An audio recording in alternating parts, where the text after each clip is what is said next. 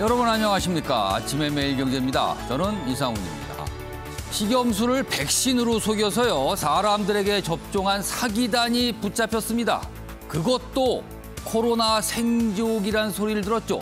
인도에서 말입니다.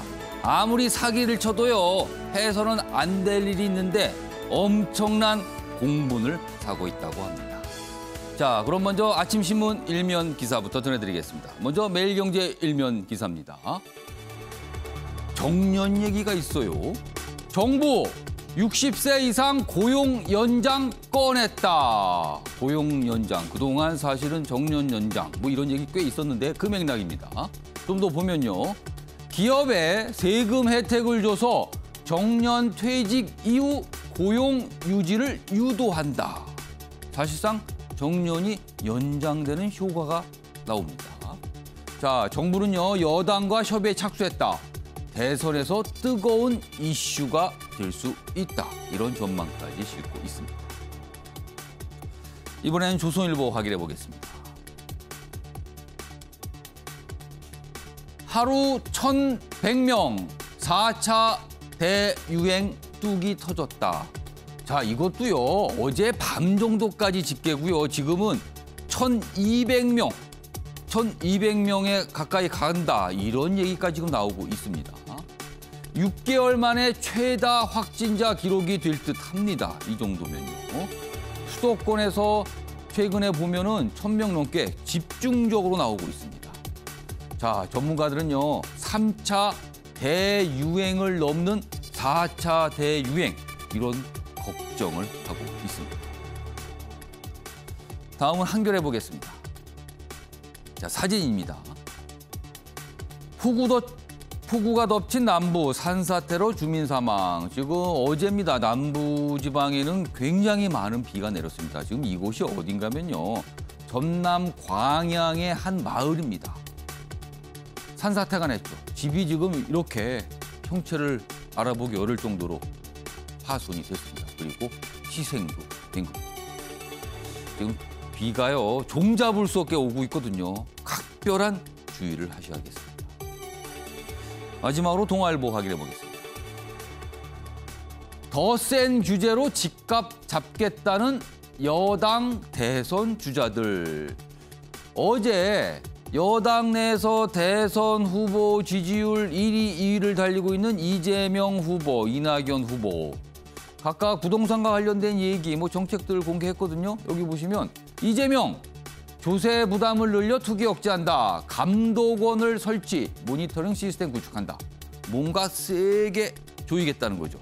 이낙연, 땅 부자 증세는 불가피하다. 토지 공개념 3법 대표 발의할 것이다. 공개념, 토지 공개념 이런 얘기를 또 강조했습니다. 자, 지금까지 일면 기사 하나씩 살펴봤고요. 오늘도 뉴스의 의미를 깊고 풍부하게 읽어주실 네 분께서 자리하셨습니다. 한 분씩 소개해드리겠습니다. 먼저 화면 가장 맨 왼쪽에 앉아 계십니다. 최양호 현대경제연구원 고문 나오셨고요. 그 옆에는 김종욱 동국대 외래교수 자리하고 계십니다. 그리고 세 번째 자리에는 조대진 변호사 나와 계시고요. 마지막으로 김병민 경희대 개공교수 자리하고 계십니다. 안녕하세요. 네, 안녕하세요. 오늘 다룰 주요 이슈들을 정리했습니다. 아침을 여는 키워드 7월 7일 수요일 순서입니다. 네 가지 키워드 화면에 준비되어 있습니다. 먼저 첫 번째 키워드는 우려가 현실로입니다. 코로나19 확산세 다시 대유행 조짐을 보이고 있습니다. 이번에는요. 델타 바이러스. 이런 이름 자꾸 늘어나면 안 좋은데요. 그런 이유를 좀 분석이 되고 있습니다. 자, 두 번째 키워드는 김 빠진 사이다. 김 빠진 사이다는 시원한 맛이 없죠. 그냥 달기만 하고요. 여당 대선 후보들의 경쟁 가운데서 이런 표현들이 나옵니다. 한 후보를 겨냥해서 다른 후보들이 사이다이셨는데요. 요즘엔 다르네요. 이런 얘기를 하고 있습니다. 자, 세 번째 키워드는 양날의 칼. 양날의 칼이다. 문재인 대통령 임기 말이지만 지지율 상당히 높습니다. 과거 대통령과 비교하면 차이가 많이 나요. 자, 이 현상 과연 여당 대선 경쟁에선 어떤 영향을 주는 것일까? 오늘 이런 분석 기사도 준비되어 있습니다. 그리고 마지막 키워드는 더 세다. 여당 대선 주자들, 지금 여당에서 나오는 부동산 정책, 이게 공약이라고 볼 수 있는데요. 굉장히 강한 규제의 내용들을 담고 있거든요. 이 내용 좀 집중적으로 다뤄볼 예정입니다. 자, 그럼 아침의 매일경제 첫 번째 이슈는 코로나 얘기 좀 해보겠습니다. 사실 아침의 매일경제에서 코로나 관련 기사를 다룬 지가 좀 됐어요. 그러나 지금 심상치 않습니다. 그래서 첫 번째 주제로 오늘 선정이 좀 됐습니다. 먼저 화면 좀 봐주세요. 그래프를 두 가지를 준비했는데 먼저 첫 번째 그래프입니다. 코로나19 확진자 추이입니다. 여기 보면 뭐 일간 추이를 쭉 나와서 이게 그림으로 그려놨는데요. 먼저 2000년, 이게 작년입니다. 1차 대유행, 그 당시는 이런 정도의 숫자였어요. 게다가 다들 기억하시죠? 지난해 여름 2차 대유행. 1차만 못하지만 그래도 갑자기 늘어났거든요. 자, 그리고요. 지난해 연말 많은 분들 엄청난 걱정을 했죠. 1200명을 넘어서는 날이 나왔습니다. 3차 대유행. 그리고요. 500명대, 600명대를 쭉 가다가 최근에 급격히 늘어납니다. 오늘입니다. 오늘 어제 저녁으로 기준, 오늘 발표될 예정인데요. 어제 저녁 9시 기준으로 1145명입니다. 자, 그러면은 시간을 꽉 채울 게서 자정까지 채우게 되면 더 늘어나겠죠. 지금 1200명에 육박하는 거 아니냐, 이런 걱정을 낳게 됩니다. 그러면은 올 들어서 가장 많은 숫자를 기록하게 되고요. 그리고요, 좀 더 심각해진다면은 지금까지 기록했던 이 1240명을 넘어설지도 모른다는 거죠. 이런 상황입니다. 그래프 하나 더 보겠습니다. 자, 그런데요. 과거 1차부터 3차까지 대유행 상황과 지금 좀 다른 면이 있다는 거죠. 코로나19 20대 확진자 추이가 빠르게 늘어나고 있습니다. 젊은 층 확진인 거죠. 지금 비율을 보면은요, 6월에는 한 18%, 이 정도 갔다가 지금요, 23% 훌쩍 넘어가고 있습니다. 20%대를. 그래도 뭔가 더 빠르다. 20대 특징이 있죠. 무증상인 경우가 많이 있다는 거죠. 이런 상황입니다. 자, 그럼요. 이와 관련해서 어제 방역 당국의 설명이 있었습니다. 확인해 보겠습니다. 6월 30일 신규 확진자 수가 700명을 넘은 이후에 일주일 동안 코로나19의 확산세가 점점 끊기지 않고 있습니다. 또한 감염력이 1.5배에서 2.5배인 변이 바이러스도 확산되고 있습니다. 이러한 높은 감염력으로 국내 델타 변이 환자가 2주 전에 30명으로 늘었고 1주 전에는 70명으로 늘었는데 이번 주에는 150명으로 증가해서 증가폭이 매주 2배씩 커지고 있습니다. 자, 그럼 관련 기사 이어가 보겠습니다. 백신 접종률 낮은데, 그렇죠. 아직은 우리나라가 많은 선진국들에 비해서 접종률이 그다지 높진 않아요. 낮은데 성급한 방역 완화 조치, 집단 감염이 곳곳에서 나타나고 있다. 이유를 분석하고 있는 거죠. 왜 4차 대유행을 걱정하는 상황까지 갔는가를 설명하고 있습니다. 여기 좀 더 보겠습니다. 여기 보시면요. 감염 재생산 지수, 뭐 알파 대비 55%가 높다. 지금 뭐 델타, 알파 이렇게 나오잖아요. 이 새로 등장한 이 델타가 감염력 굉장히 강하다는 거죠. 그리고 해외에서는 스치기만 해도 감염되는 경우가 있다. 엄청난 감염력이라는 거죠. 그리고 백신 1차 접종만으로는 예방 효과가 작다. 그리고요. 효과 논란인 중국산 백신 맞은 입국자, 격리 면제 조치인데 이거에 대한 우려, 걱정도 좀 일각에서 나오고 있는 상황입니다. 여러 가지 내용을 좀 담고 있습니다. 자, 그럼요. 지금부터 전문가와 좀 더 자세한 이야기 좀 나눠보도록 하겠습니다. 전병률 차의학전문대학원 예방의학교실 교수, 지금 전화로 연결돼 있거든요. 자, 그럼 자세한 내용 좀 얘기해 보겠습니다. 정 교수님, 나와 계시죠? 네, 안녕하세요. 전병률입니다. 예, 오랜만에 모신 것 같습니다. 아, 예, 그러네요. 네. 사실은 이 코로나 얘기는 많이 안 하는 게 좋은 건데 다시 좀 자세하게 됐는데 우선 가장 궁금한 거는요. 네. 그동안 한 700명대, 뭐 많으면 800명대인데 갑자기 1000명을 훌쩍 넘는 상황이 발생을 했습니다. 네. 왜 이렇게 갑자기 확진자가 늘었다고 보십니까? 네, 아무래도 이제 그 여름철이 되면서 실내에서 실외 활동이 많이 늘어나게 되고요. 그리고 또 아무래도 이제 방역 긴장감이 좀 많이 좀 이완이 됐습니다. 그리고 또 거리두기 완화 정책이 좀 성급했다. 또 뿐만 아니라 이제 그 20대, 30대 연령층들의 외부 활동이 많이 증가되면서 예. 또 이들의 밀집, 밀폐 환경에서의 노출이 많고 또 최근에 이 델타 변이 이런 것들이 계속해서 유입되면서 예. 확산 속도가 대단히 빠르게 증가되는 것이 아닌가 그렇게 보고 있습니다. 자, 지금 뭐 여러 가지 이유, 뭐 방역에 대해서 조금 너무 느슨한 거 아닌가, 그리고 뭐 여러 가지 여름철이 됐기 때문에 그렇다. 그리고 한 가지 말씀하신 게 델타 변이 바이러스, 뭐 델타 플러스까지 나왔다고 지금 설명이 되고 있는데요. 네. 이 델타 변이 바이러스는요, 그동안 알려졌던 우리가 알고 있는 일반 코로나 바이러스에 비해서 확산율, 그러니까 감염률, 그리고 치명률, 이게 어떻게 다른 겁니까, 정확하게요? 우리가 이제 통상 코로나19, 전통적인 그 코로나19 바이러스의 감염력을 100이라고 봤을 때, 예. 그 알파 변이가 한 170%, 그 한 1.7배 더 감염력이 더 빠르다고 합니다. 예. 그런데 이 또 델타 변이는 그 알파 변이의 1.6배가 더 빠르다고 그래요. 그래서 이거를 계산해 보면은 기존의 코로나19 바이러스에 비해서 2.72배 정도 감염력이 더 큰 것으로 알려져 있습니다. 2.72배요. 예. 아. 그렇기 때문에 이 감염의 속도라든지 확산의 이 규모가 예. 대단히 빠르다, 대단히 크다. 그렇게 보셔야 됩니다. 심지어는 영국에서는 최근에 이 예. 신규 확진자들의 한 90% 이상이 델타 변이로 좀 밝혀져 있고요. 이스라엘도 그에 비슷한 그런 이 비율을 보이고 있습니다. 예. 소위 말하는 이제 델타 변이가 이제 지배종이 돼가고 있는 양상이라는 거죠. 그렇다면은 앞으로 우리나라에서도 이 델타 변이에 따른 환자의 급증 양상이 불가피하다. 그렇게 전문가들이 예상을 하고 있습니다.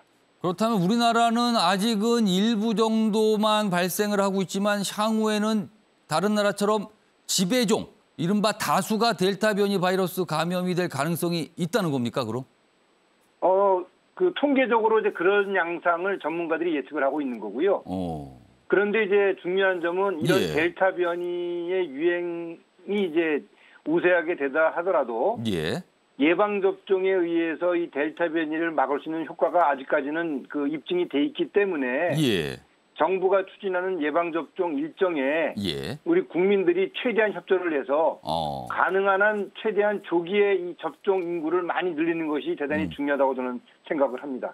자, 델타 변이 관련해서 하나만 더 질문 좀 드릴게요. 치명률은 어느 정도입니까? 일단 치명률의 경우에는 그 우리나라에서 이제 그 위험군들, 고위험층에 대해서는 예. 그 어느 정도 예방 접종이 다 이루어져 있기 때문에 이분들의 그 이 감염 양상도 대단히 줄어들었고요. 예. 또 중증 환자, 위중증 환자의 발생률이 대단히 줄어들었습니다. 예. 그렇기 때문에 우리나라에서의 치명률이 그렇게 현 상태에서는 문제가 될 수 있는 그런 상황은 아니라고 저는 생각을 합니다. 그러니까 델타 바이러스는 치명률보다는 확산이 좀 빠르게 된다. 감염력이 워낙 강하기 때문에 이 부분을 좀 걱정할 필요가 있다는 말씀이시로 들리네요. 네, 그렇습니다. 자, 정 교수님, 기사 한 가지 보고 대화 이어가도록 하겠습니다. 네. 이스라엘 화이자 백신 절반은 서울 경기에 급한 불 먼저 끈다. 우리나라가 이스라엘과 이른바 이제 백신 수화풀을 하기로 했죠. 우리가 먼저 빌려 쓰는 겁니다. 그리고 우리가 하반기 때 연말쯤 가서 우리가 여유가 있을 때 다시 갚는 겁니다. 지금요. 오늘 수화푸통에 70만 회분 도착 예정입니다. 근데 이게 유효 기간이 이제 좀 너무 이렇게 촉박한 상태의 백신이 오는 거 아니냐, 뭐 이런 얘기가 있는데 유효 기간에는 문제가 없다. 뭐 13일부터 접종이다. 그래서 서울 경기에 집중적으로 좀 접종할 예정이다. 여기 보면 학원 종사자 그리고 택배기사 분들이 우선 접종 대상이다. 이렇게 설명이 돼 있습니다. 정 교수님. 정 교수님 연결돼 있나요? 네. 예. 네, 연결되어 있습니다. 예. 지금 네. 이 기사 뭐 많이 나와 있습니다. 오늘요. 이스라엘 백신 오늘 들어오는데 사실은 네. 많은 분들이 이게 유통기한이 임박한 거 갖고 오는 거 아니냐 뭐 이런 얘기를 하는데 뭐 그런 걱정을 할 필요 없는 건가요?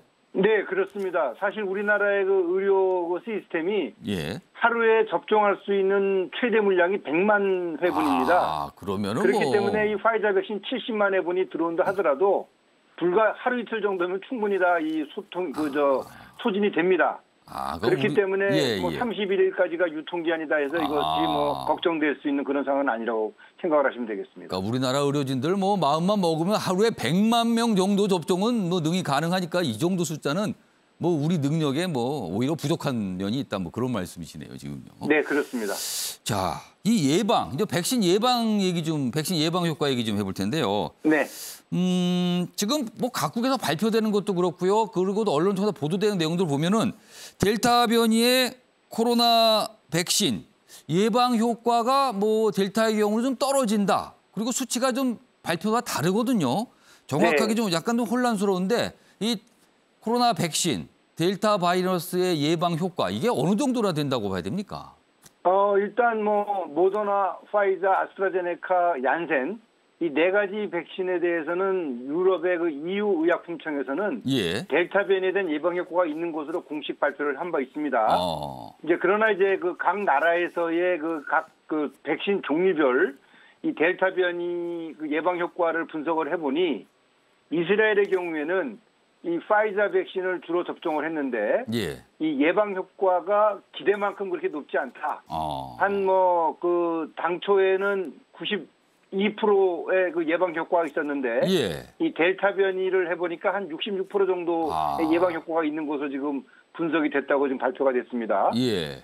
지금 계속해서 이러한 그 이 종류별 또 국가별 그 이 효과가 지금 발표가 될 것으로 생각을 하는데 예. 이러한 그 예방 효과가 낮다 높다가 중요한 것이 아니라 예. 일단은 예방 접종을 받게 되면은 이 감염이 되더라도 증상이 약화가 되고 또 이런 전파시킬 수 있는 그런 그 이 전파력도 약해지기 때문에 예. 중요한 점은 예방 효과가 낮아진다라고 걱정하기보다는 예. 최대한 이 백신 접종에 대해서 이 국민들이 협조를 해주는 것이 이 상황에서는 대단히 중요하다고 생각을 합니다. 일단 이런저런 걱정하지 마시고 일단 백신은 접종해야 된다 이 말씀이네요 지금요. 네, 그렇습니다.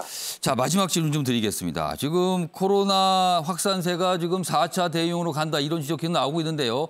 정부가 지금 고민을 하고 있습니다. 사회적 거리두기 지금 정부가 어떤 결정을 해야 된다고 보십니까? 사실 이제 우리 국민들이 한 뭐 1년 6개월 정도 이 코로나 이 유행에 대해서 대비할 수 있는 충분한 훈련이 돼 있고요. 예. 중요한 점은 이 스스로가 과거의 이 초기 마음을 우리가 좀 가져야 된다는 거죠. 마스크 쓰기도 열심히 하시고 손 씻기도 예. 열심히 하시고 가능하면 밀집, 밀접, 밀폐 안경을 회피하시고 사회적 거리두기를 최대한 유지하는 이 단계가 중요한 것이 아니라 예. 개인의 활동, 개인의 그 위생 수칙을 지킨다라는 것이 더욱더 중요한 그런 상황이라고 생각을 하셔야 되겠습니다. 우리가 어떤 정부 정책에 의존해서 거리두기가 강화가 되니까 거기에 예. 뭐 좀 더 협조를 하고 완화가 되니까 내 자율적으로 하겠다 이런 생각을 가지면 안 되는 거죠. 알겠습니다. 자, 오늘 말씀은 여기까지 듣겠습니다. 지금까지 전병률 차의학전문대학원 예방의학교실 교수였습니다. 감사합니다. 네, 감사합니다. 코로나19 대응과 관련해서 국민 여러분들께서 초심을 다시 가져야 된다. 뭐 이 말씀인 것 같습니다. 아무튼 정부도 좀 고민이 많습니다. 이 사회적 거리두기를 어떻게 해야 되는 것인가. 그동안 완화 얘기를 좀 예고했었는데 그 예고를 한 이후 과정에서 지금 확진자가 급증하고 있는 상황이거든요.